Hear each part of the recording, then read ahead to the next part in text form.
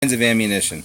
There's center fire ammunition, and you can tell because the center has a little extra part in there, and I'll tell you about that. And there's rim fire ammunition. Okay, so now I'll explain the difference. In center fire ammunition, you have what's called the primer, and that's a separate piece. And that in this bullet here, this cartridge, you'll see that there's a primer and it's silver. Okay, and in rim fire ammunition, the priming is inside. So there's no extra piece. All right. There's basically four parts to what we call most people call them bullets, but they're really called cartridges. And there's four components. The case is the part that you see. That's usually brass. There's the projectile that you can see, which is the part that goes out of the gun. There's the powder inside that you can't see. That's the stuff that goes, makes it explode and go out of the gun. And then there's the primer, and the primer is what the firing pin in the gun will hit to make a spark. So what happens is your gun will hit the primer will explode and create a spark. The spark will burn the powder will expand, and it'll force the bullet out the barrel. Okay, I have a picture of that here. This is the picture. All right, and you're going to take this home. So there's the firing pin. Okay. Hits the primer, explodes. Yes. Powder's inside, and it expands, and the bullet leaves the barrel. Okay. Make sense? Yes. All right. So two kinds: rim fire, center fire. All right. And those are the two that I just showed you. Yes. Rim fire is the little one. That's the 22, yes. And then this is the 38. Which one do you think would be better for self-defense? This one. Which one do you think will stop somebody who wants to hurt you? Think 22. No, the 22 is tiny, right? 38. Yeah, well, bigger is better, right? When it comes to bullets and stopping powder, the bullets are better. These are all different kinds of bullet styles. These are mostly rifle. These are all handgun. Okay? So when you go to the store to buy bullets, you have to know if you're going to buy practice bullets, which are just round nose, right? Or if you're going to buy hollow points for self-defense. Now this one is a lead semi-wad cutter. This is this. Okay? So this is practice. Okay. If I were going to carry for self-defense, I think I have, let's see if I get it out. This gun, see the hollow point? Okay. That's self-defense. Okay. All right. Hollow points are what you use for self-defense. Okay. All right. Practice, and they're more expensive. Yes. All right. Wad cutters, lead round nose, just regular metal case. That's what you use for practice, and they're cheaper. Okay. Today, they're not very much cheaper. Everything's very expensive. Yes. All right. So you'll have that. You'll be able to practice. Okay. Yes. Okay. So there's four components that we said: the case, the projectile, the powder, and the primer. All right, easy to remember. So the bullet, the actual bullet, is what leaves the gun. The rest of this is called the cartridge. All right, so we just refer to them. If you look at a box of bullets, a new box of bullets, will say cartridges. Cartridges. Not bullets. They say cartridges. Okay, and this part here says lead round nose. That's the bullet. Oh, okay. So it's 22 cartridges with a lead round nose. So you have to know what you're buying. Okay. You have to understand what you're doing.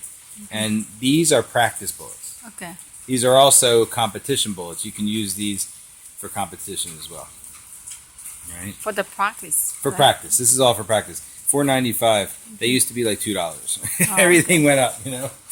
My husband, he got this one. All right. Yeah, I told him to get some ammunition because it's so darn expensive. Used to be I would give the ammunition, but now, these are Federals. These are good. American Eagles. Yeah, those are fine. So that $3.50 isn't too bad. All right. So we'll use these. You can have that back. All right. So when we shoot, we'll shoot some of yours, and that's good. I mean that as good as anything. Where did he get these? Because it's hard to find. No, from the place you recommend. Miller. For like he had some.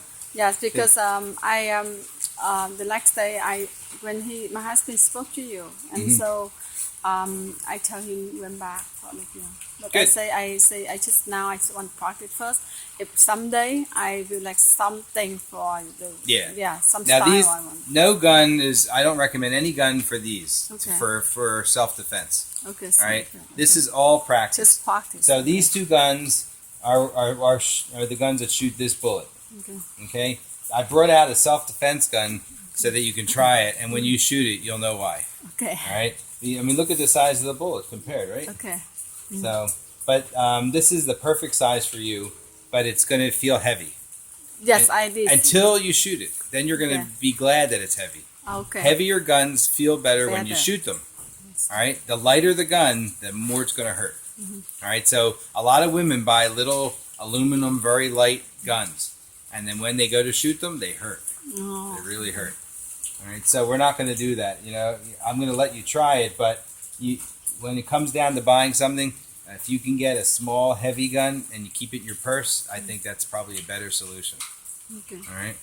So, and what I'll teach you the next time, once you get it in practice, is thinking about self-defense and how to use a gun for self-defense when it's in your purse and you go somewhere and you need to get it. Okay. That'll be for another day. Yeah. Okay. Okay. So, are there any questions about what bullets or ammunition or cartridges are made of, or how they work, anything like that? Yes. Do you have any questions? Yes, I don't know anything. I mean, but so far, did you understand what I showed you so far? Little bit. Can you tell me the 4 parts of a cartridge? What are the parts? From the gold and the silver. Yeah, what are they called? Do you remember? Okay, so we have the case, right? The case, the primer, the projectile, and the powder. Powder. All right. Case, primer. The primer's on the bottom. Primer. Inside, the powder's inside. Okay. Primer's on the bottom. Case and the Primer. The chakra. Projectile, yep. And the powder. That's inside, right? Powder's inside. You can't see the powder. All right. Chakra. And that's just the. This one That's the case. From the case, but the case, the chakra. The projectile is this part. That's what leaves. Okay. All right. Or you can call it the bullet. The bullet. Our projectile is a fancy name for bullet. This one from the.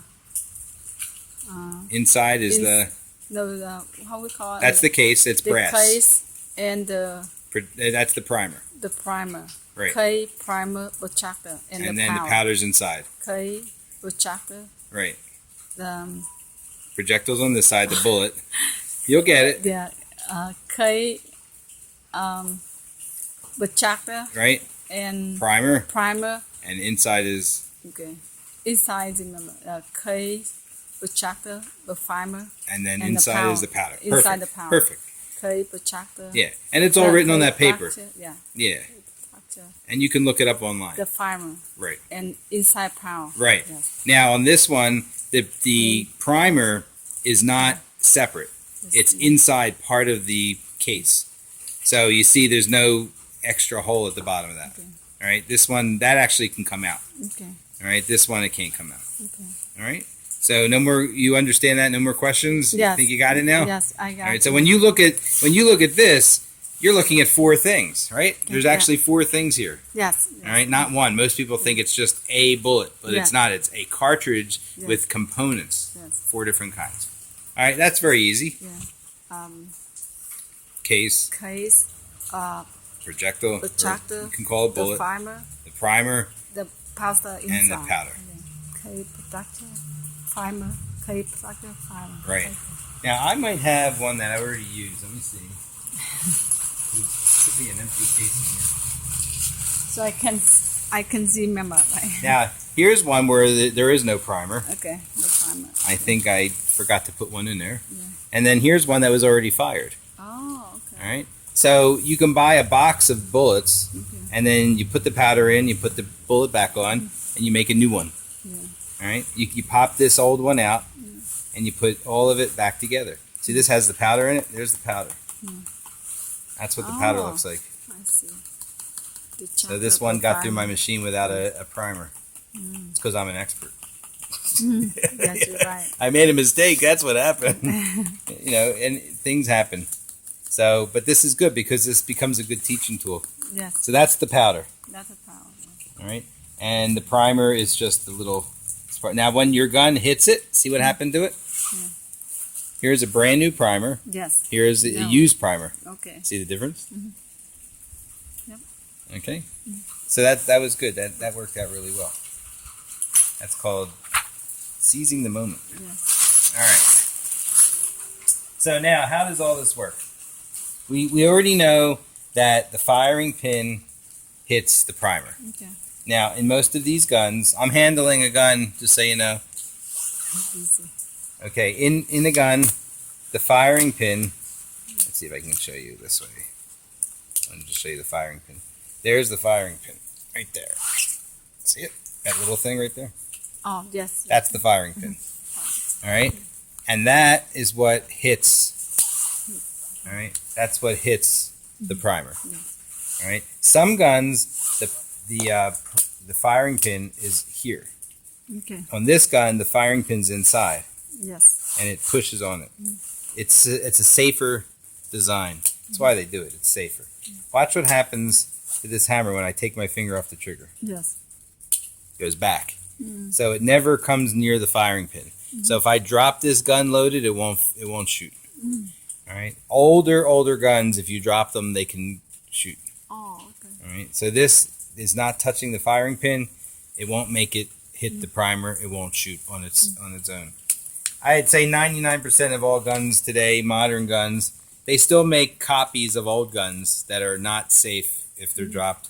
But all modern guns have safeties in them for that, to make sure they're safe if they're dropped. You don't hear about it too much, but it's politics. Everybody, they look for ways to just make the gun manufacturers do things. So this is what they've done. The best way to be safe is to think, right? Not rely on mechanics, right? You have brakes in your car, but when it's dangerous out, you slow down. Anyway, you don't have to go so fast. You think about it ahead of time, and that's the same thing with guns. You have to think and know if it's not safe, don't do it. If there's somebody down there, you don't pick up your gun and shoot. Yes. Right. So they build safeties on guns. This is a semi-automatic. It has safeties on it, but I don't trust them. Yeah. I wouldn't put the safety on the gun and say, "All right, it's safety's on, see," and point it at you. That would be stupid, Yeah. right? Okay. So you don't trust it just because it's there, Okay. right? So it's kind of like you don't stand in front of a car that's running. Yes, you're right. My foot's on the brake. It's okay. No, I won't stand in front of it. It's dumb. Yes. Okay. You're right. All right. So when you load up a gun, I'm getting ahead a little bit, but you would just put the bullet in, Okay. right? And then you would pull the trigger, and it would go back and forward and hit, and then you get the bullet out the barrel, all right? And we talked about that sequence, but the whole point of the gun is to hit that primer, right? The like 90% of the function of this gun, its job is to strike that primer. Okay. Now, I brought out 3 different guns today, basically 2 kinds. I brought out revolvers, and I brought out semi-automatic. Okay. Okay. When you were looking at guns, what were you looking at? Revolvers or semi-automatics? Were you looking at guns that looked like this, or were you looking at guns that had 2 parts like that? I have no idea. Where you didn't know if they were flat like that, or if they, were kind of, wide like that. You don't remember? Oh, they look like similar like that. Okay. I think I took a picture too. Okay. Well, I always recommend, and so does Cheryl, and so does anybody who knows anything, that the best way to learn how to shoot is to start with a revolver. Okay. And it's for a lot of reasons, and the biggest reason is you load it, you shoot it, it works. Semi-automatics, they have a little bit more mechanics involved in them. Sometimes you'll get stoppages due to all of the mechanics. All right, so you load a bullet into a revolver. I'm not going to load one, but you just load it. You pull the trigger, bang, bang, bang, bang, bang. End of story. Right? Now that's the case for a semi-automatic most of the time, but you have, the slide, the extractor. There's all kinds of things. If this isn't lubed up properly, then this might slow down and stop. The bullet may not come out of the barrel. The bullet might come out of the barrel and get stuck here. They're all things that can go wrong. And, when people buy a semi-automatic, they have to do a break-in period. Okay. They have to shoot it at least 200 times, and it has to be perfect, all 200 times in a row. The minute they get a stoppage, they have to start over and figure out why. That doesn't happen with a revolver. Okay. You buy the revolver, you load the revolver, you shoot the revolver. Done. Okay. Oh. Okay. You buy one of these, and you want to carry it, and you want to stake your life on it, you got to make sure it works. Yeah. Okay. So they're a little bit more finicky. They've gotten really good, but in terms of manufacturing, but you're still talking about a bullet, which is the unknown. Okay. You saw all those pictures of bullets? Yes. Well, which one does this like the best? And that's the problem. Okay. It might like a lead bullet better, or it might like a hollow point better, and you don't know. Yeah. You don't know which company, which brand, which style. So you have to test it. What I like to do is I call the manufacturer and I say, what bullets did you use when you test fired or built that gun? What were you thinking? So you go the extra step, you get a little bit more information. It doesn't guarantee you, but they say, well, we were thinking that Remington hollow points, because they're the most round on top, they will work the best. And you think, all right, I'll go try them first. And if they work, go with it. But let's say they don't work. Now you have to go and buy all the different kinds and find the ones that do. And at the cost of bullets, 200 bullets is a lot of money, Yes. right? So it's an expensive thing to do, all right? That doesn't mean that they're not good. Everybody's got semi-automatics. This one's unloaded. This is the one. I have two of these, all right? And I like these because they're small, Yes. but I don't trust it Oh, completely. Oh. I would rather have this in my pocket, and a lot of times I do carry Yeah. something like this, Yes. not this one. I Yes. bought this to be at the range. Yeah. I have the lightweight version, which I told you is harder to shoot, that I keep in my pocket. Yes. But lately I've been experimenting with these guns, and I've seen them stop, so I don't totally trust them. Yes. And sometimes I have bad dreams about carrying these things, and I let my conscience tell me what I should do. If you want to be 100% sure, the bigger, the heavier, and a revolver will always work. Always, always, always.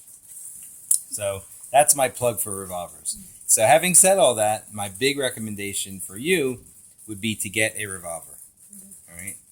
But a lot of people go to the store and they watch movies on TV and they say, I want to get the big black gun. And they buy, and that's fine. Now, this one that I brought today is actually a target gun. It's not a self-defense gun. Okay. So target guns, you want them to be bigger and heavier, all right, with a nice big round bull barrel, and they shoot more accurately. All right. This is one made by Ruger. Ruger's been around since about 1949. This is the gun that he started his gun company with. So since 1949. This is one of the newest versions of his original gun, and they're great, and they're just for having fun. They're for coming out to the range, playing with the target, maybe some competition, but they're only like $300-400. Where a serious target shooter will spend over $1,000 on a gun for if he wants to win. I don't know how many people have won competitions and taken home trophies with a Ruger. Compared to other, more sophisticated designs. But they're great. They're great starter guns, and even the best shooters own Rugers too. So I can't say, enough good things about them. But my big recommendation is a revolver. So that's why I thought we'll start with a 22 because it doesn't hurt when you shoot it. Okay. And then we'll move up to the 38, and I'll supply the bullets, and you'll shoot probably 5 of them and say you've had enough. Okay. Because you will feel it. There's a big difference. Yes. But this is the thing that will do the stopping for you. The 22, the only way to stop a person with a 22 is to be very close and hit them in a vital organ, the brain stem, the brain, the heart. He's not gonna stop hurting you if you shoot him in the arm. Oh, okay. All right, not gonna stop. Or the leg. Okay. All right. When you shoot, you shoot to kill. You shoot to stop. Yeah. Okay. All right. If killing happens, he started it. Right. Yeah. So. I hope I never can. No, you know what? I don't want to shoot anybody either. Yeah. It'll cost you about $10,000 to get out of it, even if you're innocent. Just the lawyer fees alone. I talked to one lawyer. He said, maybe not so much. Maybe a little less. But, they still have to prove your innocence, where you justified in that. We're not going to shoot this at all today. I think this is totally out of the league for right now. But I just wanted to show you. Yes. You know, there's lots of these tiny little guns around. The smaller and the lighter the gun, the harder it is to shoot and learn to shoot with, because they snap. You feel them in your hand, and you start to develop all kinds of bad habits. The biggest bad habit is flinching, where you're like, you know, and you've already reacted before you've even pulled the trigger. Yes. You know, it's like, because you know something bad's going to happen, and you don't like the way it feels, so your body develops these involuntary reactions that become learned. Yes. And it's really hard to break them. Yes. So we like to start with something that's a little quieter, a little, you know, easier in your hand. All right. The problem we're going to have today is when all the people come to shoot, which you see how they're lining up, it's going to get noisy down here, and you're not used to all the noise. Yes. So you're still going to be flinching. Yes. But it won't come from your own shooting. Yes. So, all right. So any questions so far? I'm going to go over the differences, the similarities and the differences in the guns. So anything you're not sure of so far? Any questions? Mostly, like now when I listen, I just listen. But Okay.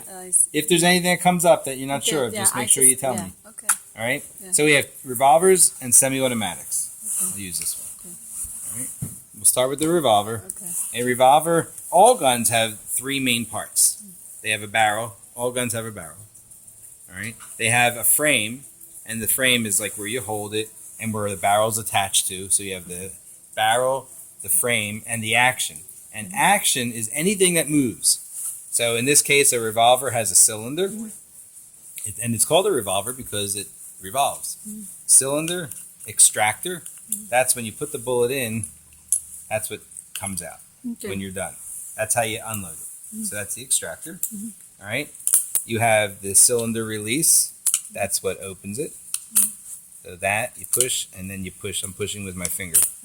All right. You have the hammer, firing pin, and the trigger. All action. Anything that moves in a gun is action.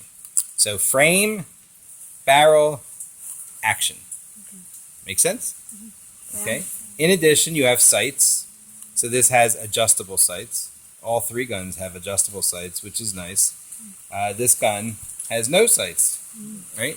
This is for close range. I mean, they try to put sights on it, but really, there's really no sights on that gun. See the difference? The tops? Yes. Okay.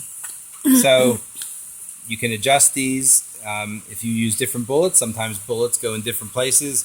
That brand will shoot different than this brand. So you can adjust your sights so that it's really shooting where you're aiming. Okay? A little loose. I'll have to tighten that up. All right. So you have the grip.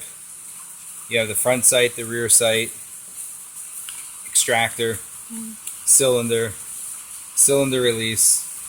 This part here is the trigger guard, right? Keeps anything from pushing against the trigger, right? So they call them trigger guards. They all have trigger guards. I'm glad I put my target up before it started. All right. So that's a revolver, and it's a revolver because it revolves. Right? The semi-automatic does not have a cylinder that revolves. All right. The bullets go in the cylinder. In the semi-automatic, they go in a magazine. Some people call these clips, but it's not a clip. It's a magazine. The difference is a magazine is like a box. It holds them inside.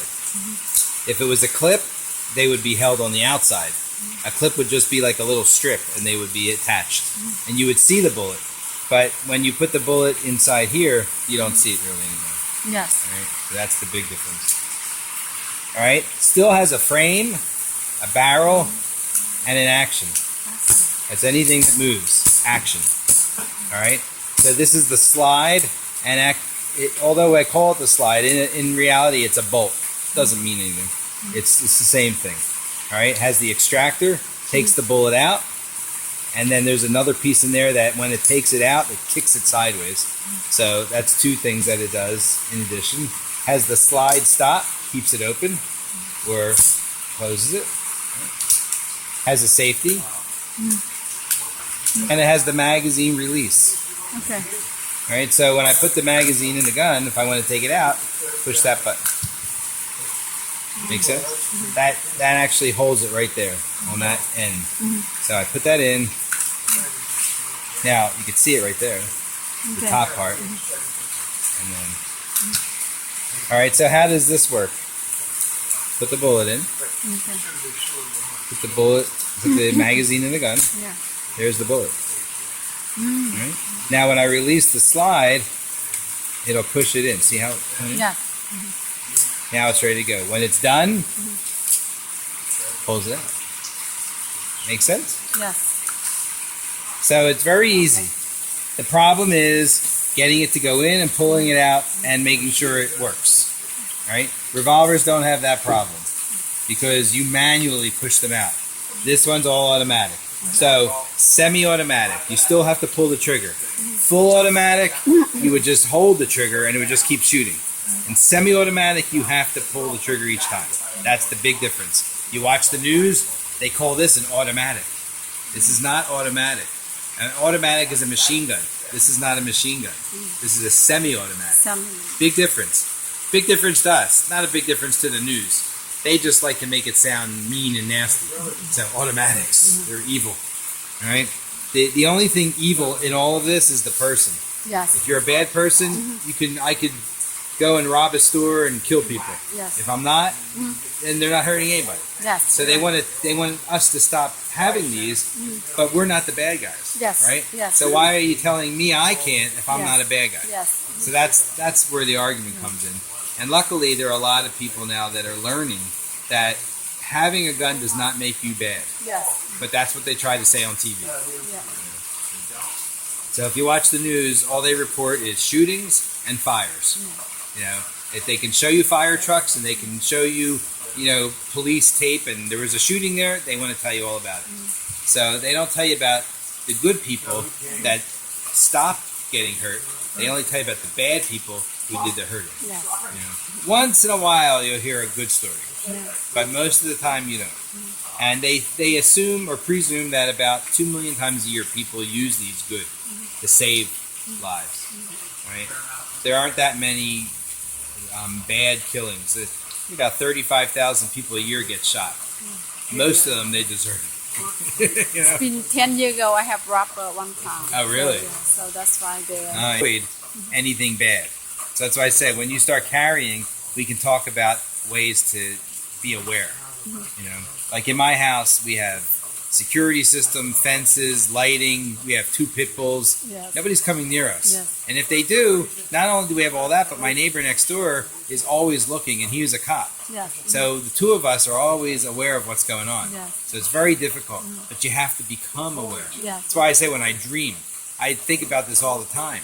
And I'm always dreaming about scenarios and thinking about them because part of the training is not just bang, bang, bang, but it's what you think and how you think and how you live to avoid and be prepared.